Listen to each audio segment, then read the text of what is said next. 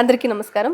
సాధారణంగా మనం జ్యోతిష్యపరంగా చూస్తే శని, ఏలినాటి శని, అష్టమ శని, అర్ధాష్టమ శని, శనిగ్రహం ఎఫెక్ట్ మన మీద ఉందంటే భయపడిపోతారు, వణికిపోతారు. కానీ శని శుభం చేస్తుందా? శనిదేవుడు ఇచ్చే వరం ఏంటి? అసలు శనిదేవుడు ఇచ్చే గొప్ప నేర్పించే ప్రతి ఒక్క గ్రహాల్లో కూడా కొన్ని అద్భుతాలు జరుగుతాయి. కానీ శనిదేవుడు ఉన్న సమయంలో జరిగే అద్భుతాలు ఏంటి అనే విషయాలను ఈరోజు మనం తెలుసుకుందాం. అద్భుతాలు అని ఎందుకు అన్నాననేది పూర్తిగా వీడియో చూస్తే మీకు క్లియర్గా అర్థమవుతుంది. నమస్కారం. అయితే గురువు గారు, ఈ శనిదేవుని యొక్క ప్రభావం ప్రస్తుతం అసలు ఏ రాశి మీద ఉంది ఆ విషయం ఒకసారి తెలుసుకుందాం. శనిగ్రహం ప్రభావం అసలు ఏలినాటి శని అంటున్నారు. ఏలినాటి శని అంటారు. ఏలినాటి శని అనేది ప్రతి ఒక్కరికి కూడా జన్మ శని అని కూడా అంటుంటారు మళ్ళీ అట్లా. ఏలినాటి శని అంటే చెప్తానమ్మా. త్రిశాన మాసాయ శనీశ్వరాయ. ఒక రాశిలో సూర్య భగవానుడు 30 రోజులు సంచరిస్తాడు. సూర్యపుత్రుడైన శని భగవానుడు 30 నెలలు సంచరిస్తాడు. కాబట్టి అందుకే 30 నెలలు ఒక రాశిలో ఉంటాడు. 30 అంటే 2 సంవత్సరాలు 4 మాసాలు ఉంటాడు. కాబట్టి త్రిశాన మాసాయ శనీశ్వరాయ అంటారు. అందుకే శని అందులో ఉంటాడు కాబట్టి మందగామి అంటారు. చిన్నగా నడుస్తాడు. అయితే శని గొప్ప దైవం, అది ఎవరికి తెలియదు ఆ విషయం. శనీశ్వరాయ శాంతాయ సర్వాభీష్టప్రదాయని శనీశ్వరుడు. శరణ్యాయ వరేణ్యాయ సర్వేశాయ నమో నమః. సౌమ్యాయ సురవంధ్యాయ సురలోక విహారిణి సుఖాసనోపవిష్టాయ సుందరాయ నమో నమః. సైన్స్ ఏం చెప్తుంది తెలుసమ్మా? శని అది ఒక భూమి మీద శనీశ్వరునికి అందమైన గ్రహం ఉంటే అది తేలియాడుతుంది. ఆ వాయువు అందమైనటువంటి శనీశ్వర భగవానుడు. ఈ విషయము నిజంగా మనకి సాటర్న్ ఇది బ్యూటిఫుల్ గా ఉంటాయి, రింగ్స్ ఉంటాయి అందంగా అని చెప్పే వరకు కూడా శనీశ్వరుడు అందంగా ఉంటారంటారు. ఏంటి ఎవరు చూసి వచ్చారు లైక్ ఇట్లా ఆలోచించే అవకాశం. కానీ ఇప్పుడు అది కాదు, నిజంగా బ్యూటిఫుల్ గా ఉంటుంది. గొప్ప అందమైన దైవం. కళత్రపుత్ర శత్రుత్వ కారణాయ పరిపోషిత భక్తాయ పరభీతి హరాయ చ భక్త సంఘ మనోభీష్టప్రదాయ నమో నమః అంటుంది.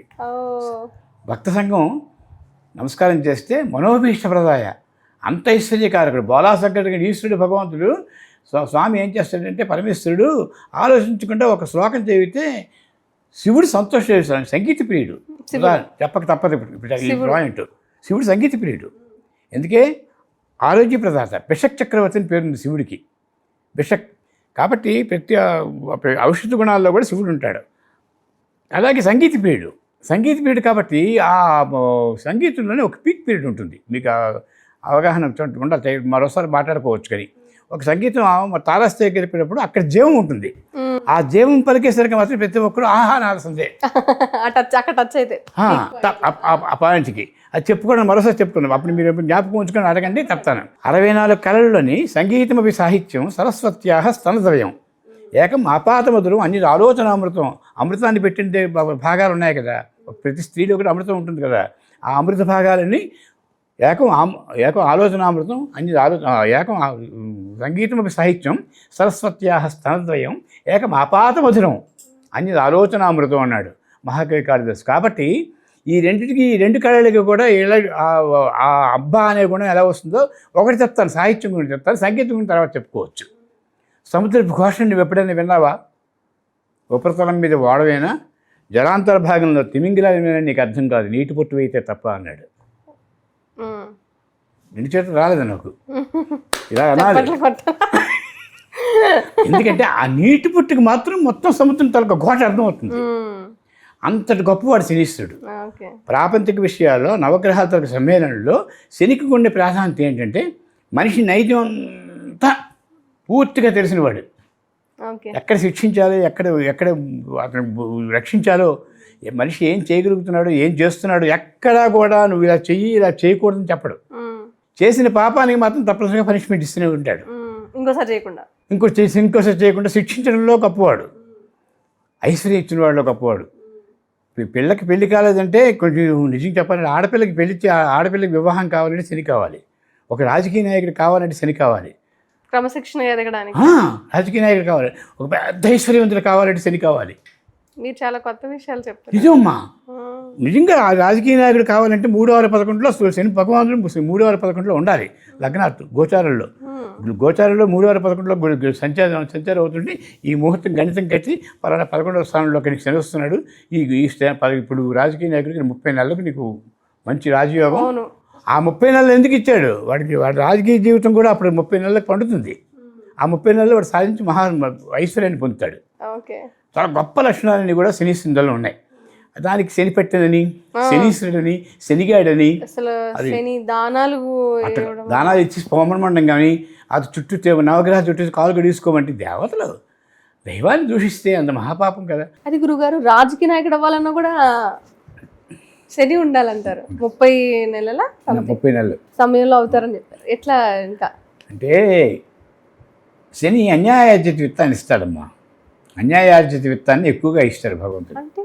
అంటే ఎక్కడో వదిలి మోసం చేయడం, లేకపోతే ఆకస్మికంగా రావడం, కష్టపడకుండా చేసి వచ్చిన డబ్బులు, ఏదో మొత్తం పేరు ఒక వ్యసనంలో పేకాట ఆడుకుంటే గెలిచిన డబ్బులు, గొర్రె పందాలు ఆడి డబ్బులు గెలిచిన డబ్బులు కోటిస్తులు లేకపోతుంటారు కొంతమంది. అలాంటివన్నీ కూడా శని ప్రభావం వల్ల వస్తుంది. శని ప్రభావం వల్ల కానీ పతనం చేసేటప్పుడు కూడా నరమహారాజు అటువంటి దిక్పాలకులు కూడా పడిపోతారు. అవును. అంటే వాళ్ళ పీరియడ్లో ఏంటవుతుందంటే శని వచ్చిన తర్వాత ఆ స్థాయిలో ఉండేటప్పుడు ఎలాగో అలాగ ఐశ్వర్యం ఇవ్వాలి. వీడు చూస్తే వ్యసనపరుడు. ఎలాగా వాడు వ్యసనపరుడు. 3/11లో ఉన్నాడు శని. చంద్రుడు 11లో గోచారంలో 11లో ఉన్నాడు. 11వ స్థానంలో 3/11 శని గొప్ప యోగాన్ని ఇవ్వాలి. ఎలాగ ఇస్తాడు? వాడు చేసిన అన్యాయం బట్టి ఇస్తాడు లాభం. ఒక 4 ముఖాలు ఒక 100 రూపాయలు జేబులో పెట్టుకుని ప్యాకెట్ ఆడిస్తుంటే కోర్టు వచ్చేస్తుంది వాడికి. గుర్ర పందాలు ఆడతాడు. ఇలా ఉంటుంది రకరకాల. లేకపోతే ఇందులో ఒక వేలం పాటలో తను పాడేస్తాడు ఈ సారాయి మొత్తం పదార్థాలు వాటికి. దానిలో లాభాలు వస్తాయి. ఇవన్నీ ఇవ్వడంలో గొప్ప మహానుభావుడు శని. అలాగే చక్రవర్తులు కూడా ఉన్నారు. ఎంత గొప్పవాడని, అంత నిత్యార్చకుడైనా సరే ఎక్కడా దొరకలేదు నలమహారాజుకి. నలమహారాజుకి ఎక్కడా కూడా దోషం కనిపించలేదు. అంత మహానుభావుడు. ఆ కాళ్ళు కడుక్కున్నప్పుడు ఒక బొల్లిలాగా చిన్న పిల్ల సూర్యమనంతో బొల్లి ఉండిపోయిందని చెప్పంటే అందులో దూరాడు మా కాలపురుషుడు. అంటే తప్పదు. ఆ సమయంకి వచ్చేటప్పుడు తప్పనిసరిగా అవకాశం ఇస్తాడు భగవంతుడు. వాడు పతనం చేయక తప్పదు. కాకి అంటాడు కదా, ఇలా బుర్ర వంటవాడిగా ఉండేటప్పుడు నిప్పుడే పడిపోతుంది. పడిపోతే వెంటనే టపాన్ని వస్తుంది కాకి వచ్చి టప్ టప్ టప్ టప్ వచ్చి ఆపేస్తుంది. ఓ వాయుస్వా, నీకు నేను చిన్నదాన్ని ఇదైపోయాను, నేనే కష్టాలు పడిపోయి వంట వండుతున్నాను, ఇప్పుడే నువ్వే కొట్టాలా, కాకి తింటే మంచిది కదా అంటే పడిపోతుంది కాకి. మన మహారాజా మీకు ఇలా అపాయం వచ్చింది, అందుకోసం నేను నిప్పు ఆర్పడానికే మాత్రం నేను కొట్టానే తప్ప మిమ్మల్ని హింసించడానికి కాదు. గొప్ప గమ్మత్తు ఏంటంటే ఇప్పుడు కాలిని తరగ వస్తువు ఏదైనా సరే ముందు ఐశ్వర్యాన్ని సూచన. కాలి నీళ్ళు బాగుపడతాయి తెలుసా మీకు? కాలి నీళ్ళే బాగుపడతాయి. అకస్మాత్తుగా అంటే మనం నిప్పు పెట్టి మరి కాలు చూసుకుంటే కాదు. అంటే ఈ మధ్య ఫైర్ యాక్సిడెంట్లు అవుతున్నాయి దాని గురించి. అది అసంకల్పితంగా జరగాలి, డిజాస్టర్ లాగా అనుకోకుండా జరగాలి. జరిగితే తప్పనిసరిగా ఆ యోగం వస్తుంది. కానీ బిల్డింగ్ కట్టేస్తారు. పురింట్లో ఉన్నవాడు బిల్డింగ్ కడతారు. ప్రతి కాలిపోయిన వస్తువు, శరీరంలో కాలిపోయిన ఒక వస్తువు సెట్ మీద పడిపోయింది, కొత్త సెట్ వస్తుంది.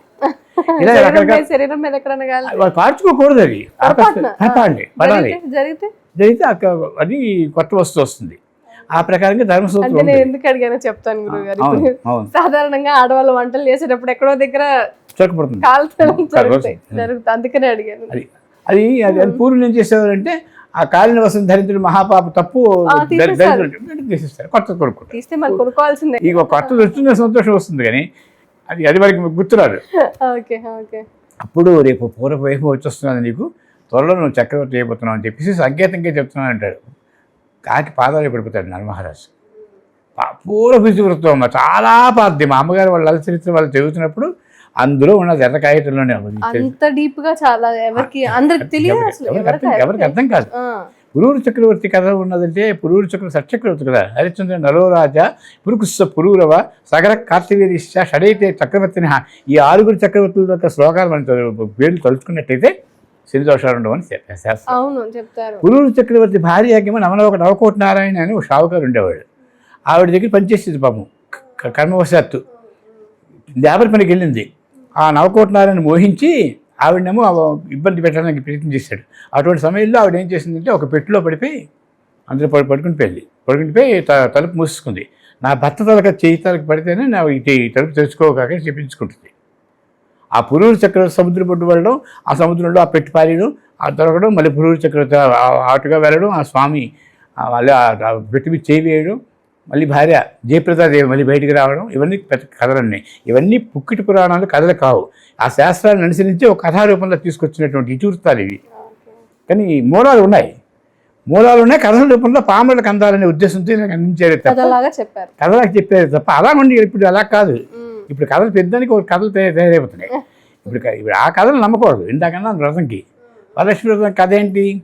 సోరసప్తమి పూజలు చేసుకోకుండా విష్ణుని అభిషేకానికి కథ ఏమిటి? అవి శాస్త్రాలు కావు, అవి కథలు కావు. ఇవి కథలు అంటే ధర్మాన్ని పరిపాలించిన వాళ్ళు కాబట్టి ఆ ప్రకారంగా అలా జరిగేది. పూర్వం జరిగిన ఇతివృత్తాలు ఇవి. ఆ ఇతివృత్తాలు మనం కాపాడుకోవడం కోసం అవి మూలాలు మనకి. ఆ చరిత్రలో మనకు కావాలి కాబట్టి కథల రూపంలో పాములకు కూడా అందాలనే ఉద్దేశంతో చెప్పిన కథలు అవి.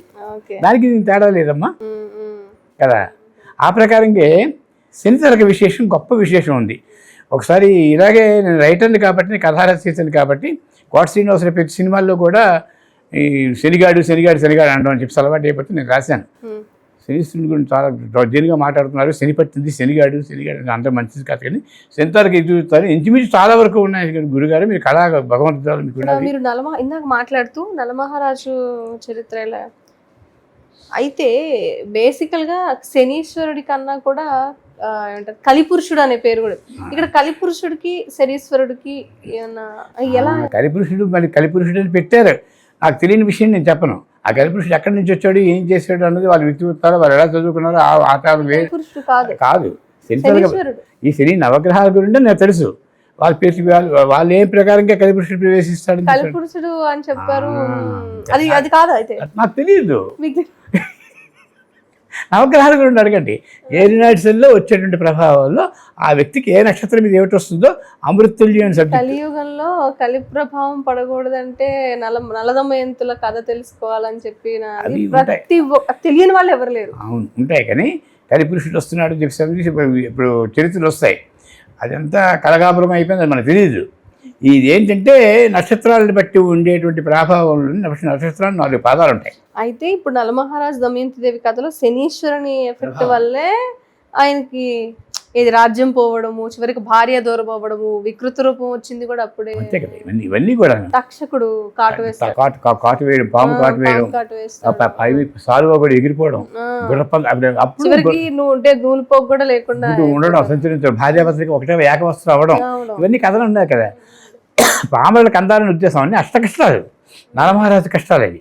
అవన్నీ శనీశ్వరుడు అంటే అప్పుడు అంటే ఇప్పుడు ఈ టాపిక్ వచ్చింది కాబట్టి శనీశ్వరుడు మన జన్మశని లేకపోతే అర్ధాశ్రమ శని ఎలాంటి శని ఎఫెక్ట్ వల్ల అదని ఎందుకు వచ్చింది, ఏ స్థానంలో ఉండేటప్పుడు మనం జాగ్రత్తలు తీసుకోవాలంటే నల చరిత్ర మనకు అవసరం. ఓకే ఓకే అది మన త్వరలో తెలుసుకోవచ్చు. అది చిన్న విషయం కాదు. ఎందుకంటే మేషం నుంచి ప్రారంభించాలి. మేషం నీచ స్థానం శనికి.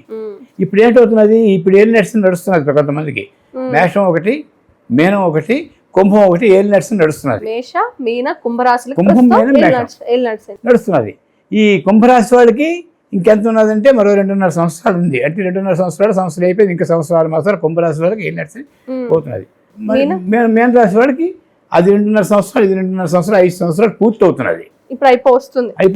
అయిపోయిన తర్వాత మేషానికి వెళ్ళిన తర్వాత మీన రాశి వాళ్ళకి 5 సంవత్సరాలు పూర్తి, మరో 2.5 సంవత్సరాలు వస్తున్నది. మేష రాశి వాళ్ళకి 2.5 సంవత్సరాలు అయింది. ఇంకా 5 సంవత్సరాలు ఉంది మేష రాశి వాళ్ళకి. ఇంకా 5 సంవత్సరాలు మేష రాశి వాళ్ళకి ఉంది. మరి ఇప్పుడు మేషరాశి వాళ్ళు సాధారణంగా అయితే ఇప్పుడు భయపడే స్థితి. అదే అంటున్నాను. ఆ 5 సంవత్సరాలు ఇప్పుడున్న 2.5 సంవత్సరాలు ఇబ్బంది పడలేదు. కారణం ఏమిటి? వాళ్ళు బ్రహ్మాండంగా ఉన్నారు మేషరాశి వాళ్ళు. కొంతమంది కారణం ఏమిటి? శుభ ప్రదేశాల్లో ఉన్నారు, బ్రహ్మాండంగా ఉన్నారు. బాధలు కావు అవి. ఆ బాధలు లేవు. కొంతమంది ఏంటంటున్నారంటే మీరు చెప్తున్నారంటే టీవీలో కూడా మీరు చెప్పేస్తున్నారు, లక్షలాది మంది కోట్లాది మంది చూస్తారు, అందులో కూడా ఏళ్ళు నడిచిన ప్రభావం లేదని చెప్పి మీరు అంటున్నారు. మేము అష్టకష్టపడిపోతున్నాం. దానికి కారణం నీ జాతకంలో ఉండే ఇతర గ్రహ సముదాయం తరగతి ప్రభావాలు తప్ప శని ప్రభావం కాదని నేను చెప్తాను. అప్పుడు ఈ డేట్ ఆఫ్ బర్త్ టైం నాకు ఇష్టం, అప్పుడు ఏ ప్రభావం నేను చెప్పగలను. ఇప్పుడు పిడికి బియ్యానికి ఒకటే మాత్రమా? పిడికి పడిందట, అర్జున పరుగున పార్థు కీటి శాతం అన్నాడు. ఎవడో బియ్యం వేస్తున్నాడు, దానికి అర్జున పరుగున పార్థు అది పిడికి బియ్యారు కాబట్టి అది కాదు. ఇంకే ప్రభావం నిన్ను కొడుతున్నది, శని ప్రభావం మాత్రం కాదు. అని ఖచ్చితంగా చెప్పచ్చు. శని ప్రభావం ఎలా ఉంటుందో అన్నది మేష రాశి వాళ్ళు ఎలాగ అనిపిస్తారు, మీన రాశి వాళ్ళు ఎలాగ అనిపించారు, కుంభరాశి వాళ్ళు ఎలాగ అనిపించారు, ఇప్పుడు అనిపిస్తుంది ఏమిటి, రేపు రాబోయేది ఎందుకు, ఇప్పుడు అనిపిస్తుంది మీరు బాగున్నట్టు అనుకుంటే రేపు రాబోయేది ఏలినాటి శని ఈ మేష రాశి వాళ్ళకి ఈ మీన రాశి వాడికి అద్భుతమైన రోజులు వస్తున్నాయని మాత్రం నీకు గంటాపదంగా చెప్తాను. మేషరాశి వారికి మీన రాశి వారికి అద్భుతమైన త్వరలో వస్తున్నాయి. ఎలాగ వస్తున్నాయో చెప్తాను మరొక వీడియోలో. ఎందుకంటే ఇప్పుడు గురుంతర ప్రభావం కర్కాటకంలో గురుడు ఉన్నాడు. దృష్టిలు చెప్పాలి, ఆ దృష్టిలు చెప్తే కానీ మీకు అర్థం కాదు. ఒక క్యారం బోర్డు పిక్కలు ఉన్నాయమ్మా, క్యారం బోర్డులో పిక్కలు ఉండే ఆ స్ట్రైగర్కి ఒక్కడికే బేస్ చేస్తుంది గురువు. ఆ స్ట్రైగరే గురుడు. ఓకే. ప్రతి ఒక్క గోల్కి లక్ష్యానికి పంపించవలసిన పిక్కలన్నీ కూడా పంపించవలసిన కారణం ఏంటంటే గురుడు. గురుస్థితిని సంచరిస్తూ గురుస్థితిని అనుసరించే శని సంచరిస్తాడు. గురువుకి తగ్గట్టు శని గురుంతర సంచారం చూసుకుంటే శని అల్లరి పెడతాడో సుఖపెడతాడో తెలిసిపోతుంది. ఇప్పుడు గురు సంచారం బాగుంది కనుక శని అల్లరి పెట్టడం అని చెప్పడానికి క్లియర్. మీన రాశి వాళ్ళకి కానీ మేష రాశి వాళ్ళకి అల్లరి పెట్టడం మరో 3 సంవత్సరాల దాకా బయలుదేరి శని ఈ సంవత్సరం మేష రాశి వాళ్ళు ఏమి అనిపించరు, మంచి బ్రహ్మాండంగా ఉంటారు పరిస్థితి. ఓకే. చాలా మంది భయపడుతున్న విషయం అసలు అది కానే కాదు. అది ఎక్కడెక్కడ పెట్టు వృషభ మామూలుగా హింట్ చెప్పేస్తాడు. హెడ్డింగ్ ఒక పేపర్ అంటే ముందు హెడ్డింగ్లు పెట్టినట్టు హెడ్లైన్స్ పెట్టినట్టు తులరాశి వాళ్ళకి, వృషభ రాశి వాళ్ళకి, మకర రాశి వాళ్ళకి, కుంభరాశి వాళ్ళకి, ధనస్సు రాశి వాళ్ళకి, మీన రాశి వాళ్ళకి ఈ 6 ఏం లక్షణ దోషాలు ఉండవు. మేషంగా ఉంటుంది, వృషభానికి ఉండదు. అది ఎందుకు ఉండదో చెప్పచ్చు ఆ కారణాలు. అలాగే ప్రతి ఒక్క గ్రహాంతర ప్రభావాలన్నీ ఈ రాహు 4 రోజులు అమ్మ ఐశ్వర్యాన్ని సంపదలను ఇచ్చిన తర్వాత ఒక్క క్షణం చాలదా తీసేయడానికి. రవి సూర్యభగవానుడు 1 నెల ఉంటాడు ఒక రాశిలో, సమస్తం నాశనం అయిపోతుంది.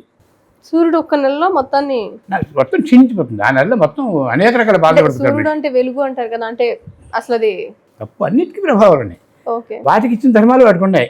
ఆ రవితల ప్రవేశం వల్ల మొత్తం అన్ని కోల్పోతాడు వాడు. చంద్రుని వల్ల కోల్పోతాడు, కుజుడి వల్ల కోల్పోతాడు. కుజుడు పెట్టిన నరకం అయితే ఎంత అంత కాదు, ఎవరికి తెలియదు. అలాగే మనం శనికి ఎందుకు అంటాం? అందరికీ సమాన ధర్మాలు ఉన్నాయి. సమాన ధర్మాలు ఎలాగుంటాయి, వాటిని మనం ఎలా ఉపయోగించుకోవాలో, ఏ తరగతి మనోశరీరంతో మనం ఉండాలో, ఏ విధంగా ఆరాధన చేయాలని ఏం చేస్తాం ఆరాధనలు. మనం ఎంత ఖర్చు పెడతాం? డబ్బుతోని పుణ్యం కొనుక్కోవాలంటే అవుతుందా? అవ్వదండి. మానసికంగా మన పరిపక్వతతో మనం ఉండి పరమేశ్వరుని ధ్యానం పెట్టుకొని ఏది జరిగితే అది జరిగేట్టుగా ఉండి ఒక్కటే నిదర్శనం. భగవంతుడు వ్యాధిని ఇచ్చాడు, రోగ శక్తిని ఇచ్చాడు, మనకు ఐశ్వర్యాన్ని ఇచ్చాడు, దానికి వచ్చి ఉపాయం కూడా చెప్తాడని ధైర్యంతో ఉంటే అన్ని చేయించేస్తాడు మనిషి. కాబట్టి అవి త్వరలో మనం తెలుసుకుందాం అమ్మా. అంతవరకు కూడా అసలు సాధారణంగా శనిదేవుడు అంటే భయపడాల్సిన పాయింట్ లేదు, దానికి కారణాలని నెక్స్ట్ వీడియోలో చెప్పుకుందాం. ప్రెసెంట్ అయితే మాత్రం సుదీర్ఘ కాలం ఎందుకు వచ్చింది చెప్తాను మీకు. లేకపోతే ఎప్పుడైనా అడిగేటప్పుడు 30 నెలలు ఎందుకు ఉంటాడు శని? సామాన్యంగా ఫలితాన్ని ఎప్పుడు సామాన్యంగా ఫలితాన్ని తీయడు. ఎక్కువ టైం ఎందుకు ఇచ్చాడు? ఐశ్వర్యం కూడా ఎక్కువ టైం ఇస్తున్నాడు మరి. ఓకే. అంటే శని అంటే బేసికల్ గా శని పట్టాడు దరిద్రం అనేది కాదు, శని ఐశ్వర్యం ఇచ్చేవాడు. తీయలేడు కదా ఎవడు, దేవేంద్రుడు కూడా తీయలేడు ఇచ్చిన ఐశ్వర్యం. ఎవరు టచ్ చేయలేరు ఆ బాధని, ఎవరు టచ్ చేయలేరు, ఇచ్చిన ఆనందాన్ని ఎవరు టచ్ చేయలేరు. ఎవరు మాట్లాడారమ్మా. శని కోటిస్తున్నాడు కదా, కోటిస్తున్నాడు అయిపోతాడు. రాజకీయ నాయకులు అవుతారని చెప్పారు. రాజకీయ నాయకులు అవుతాడు, రాజకీయ నాయకులు అయిపోయిన ఏదో అవుతాడు, అట్లా పతాడు గురిపోతాడు. శని మారి తృతీయ స్థానం నుంచి శని 3వ స్థానం 2వ స్థానంకి ఎప్పుడు అయిపోయింది, 7 నెలలు అయిపోయిన తర్వాత కూడా అర్ధాష్టమ శని వస్తుంది త్వరలోని. 2.5 సంవత్సరాల తర్వాత బాగుంటుంది, మళ్ళీ అర్ధాష్టమ శని వస్తుంది, మొత్తం పతనం అయిపోతాడు. చాలా సంతోషం అమ్మా. నెక్స్ట్ వీడియోలో వివరంగా దీని గురించి తెలుసు మరొక ఎపిసోడ్లో మనం తప్పనిసరిగా తెలుసుకుందాం. ధన్యవాదాలు.